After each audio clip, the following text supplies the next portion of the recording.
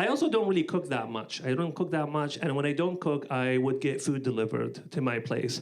And the other day, I get a text message from my food delivery person, and he was like, "Hey, man, the door is closed. Can you come downstairs and pick your food up?" So I was like, "Sure, I'll do that." I go downstairs, and New York delivery people are always on the run. They're always like busy. So I'm like, "I'm gonna take my stuff. I'll let this man go." I see a man behind the glass door that was closed, and he was like waving at me, and he was like holding multiple bags.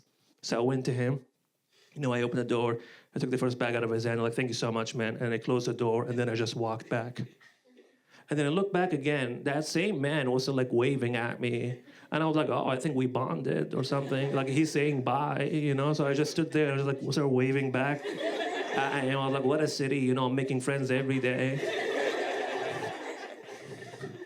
And then I went back to my apartment and I was excited because I was hungry and I opened the bag and all I find inside is a bunch of ingredients.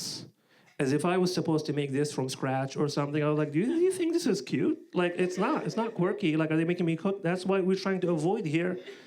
And I didn't know what to do, so I went and I sat on the couch, to think about it.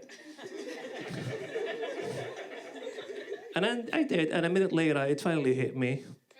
I was like, oh, okay, I don't think this is my food delivery. This is what we commonly refer to as groceries.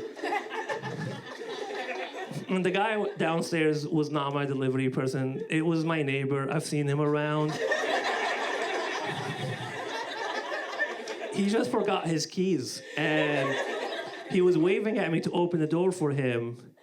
And I thought I was getting my food delivered. And I was just doing crime. I went downstairs to look for him. I couldn't find him. And I was like, I'm not gonna continue looking, that's fine. And I found my food delivery, by the way, sitting there. And I was like, I won, like survival of the fittest. And I took it, and then I went back to my apartment, and then 2 weeks later, I saw the same man in the elevator. And of course I was gonna explain to him what happened, but that man will not make eye contact with me at all. And I was like, that makes so much sense. Because in his head, he's like, this is the most dangerous man in America.